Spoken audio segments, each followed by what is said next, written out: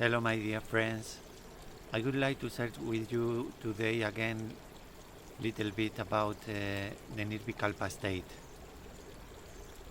Well, in the first video I did about Nirvikalpa, I explained a little bit how beautiful is this state. And I call this the state beyond the sufferings, beyond the pain. It's one state where permanently we are experiencing peace and joy in our heart, in all our being.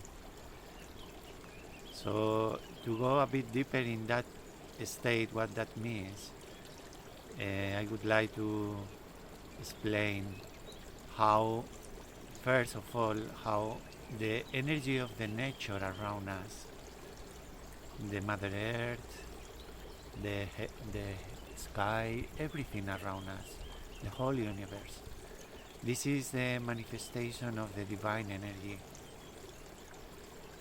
who at one point decided to create this beautiful world. So the energy of the nature is the one who controls all the evolution in this manifestation, we can say, in this creation. So that energy is the energy that makes this change in our awareness, is the energy that makes us evolve to that new state of awareness.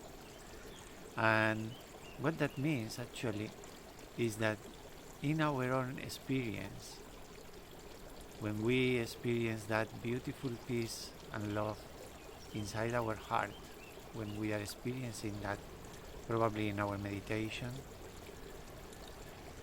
at that moment, when we focus completely in that and we realize that this energy is inside, is flowing from our heart, at that moment we might get the knowledge, realize it's flowing from my heart because it's my heart.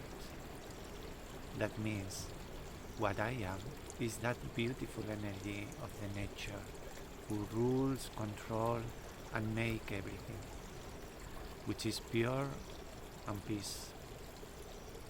So we realize we are that. We identify ourselves with that energy, which is the energy which in Indian culture, for example, is called Adi Shakti, is the primordial mother. The mother is like that expansion of the awareness, that energy of the awareness which is love, and who start creating, doing all the creation to manifest just little bit of the inner beauty of our being, of the divine.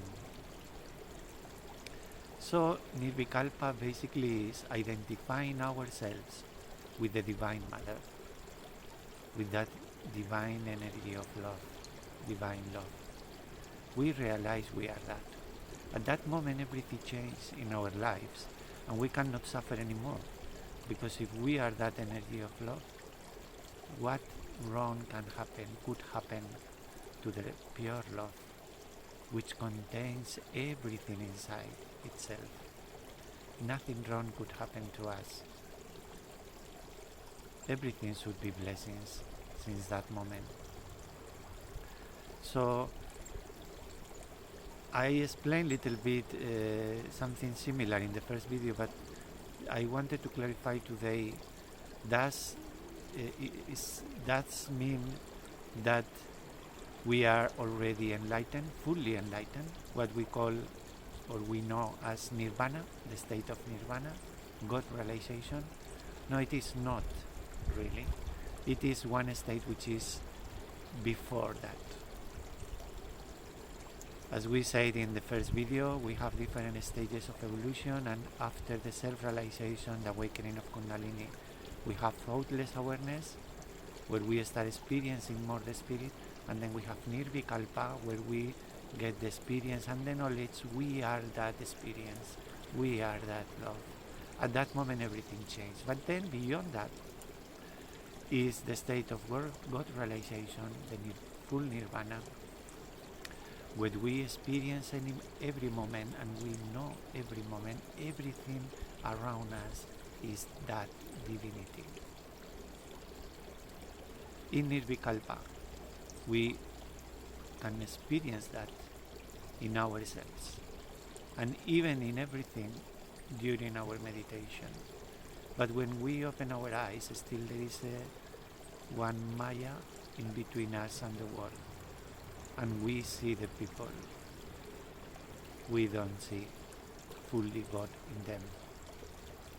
Of course, after Nirvikalpa is the process to start realizing that, to start focusing all our attention in that these people are God. But I cannot tell you much how is that state. I didn't get that. But for me, the very important thing to share is the state of Nirvikalpa. Because once you are in Nirvikalpa, finally, you finish your tapasya, your penance, because you don't have to suffer anymore, and you are going to enjoy the heavenly state in this earth. You will see the beauty all around you, more and more and more. So,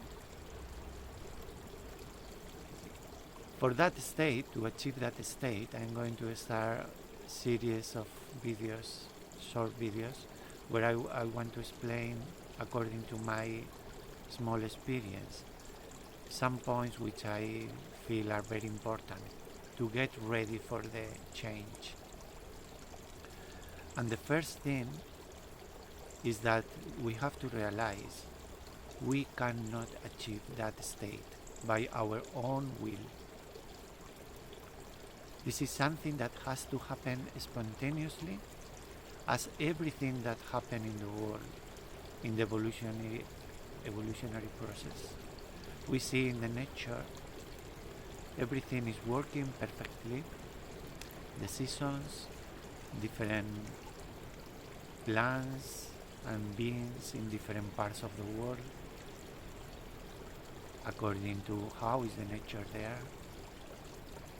The flowers, everything is working perfectly. First we have the seeds, from there come the plant, from the plant the flowers, from the flowers the fruits, and then the bird come to eat the fruit. Everything is harmonious, everything is perfect. So, for our change in that state of evolution, we have to fully understand this has to happen through the same energy, same divine energy which is around us, and not by our own will. What I mean with the will is the will of our ego. Because when we are trying to approach Nirvikalpa, we are looking for the peace. We are looking for the joy and the love. We could ask ourselves, who is looking for the peace? Who wants the peace? Is our own spirit? That's not possible, because the spirit is an ocean of peace. How is going to be hungering for achieving the peace when he is the source of peace? Who is looking for the love and the joy? It cannot be the spirit, because he is source of peace and joy for the whole world. So who is hankering for that? It's just our own ego. We want peace, we want love, we want innocence, we want so many things. But it's only our own ego who wants that.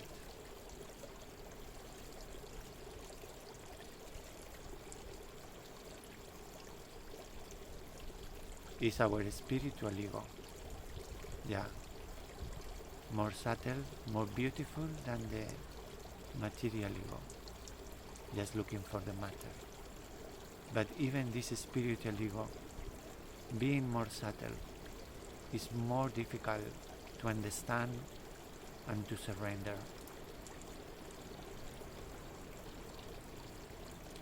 For the change to Nirvikalpa, to approach that change, we have to let go that subtle ego, the spiritual ego in us, who is hungering for so many things, so many beautiful and divine things.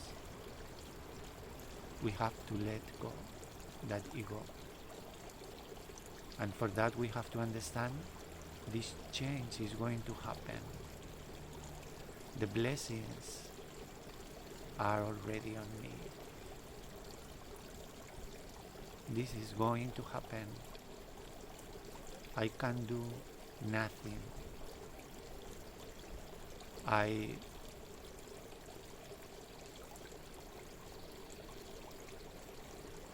will be blessed with that state.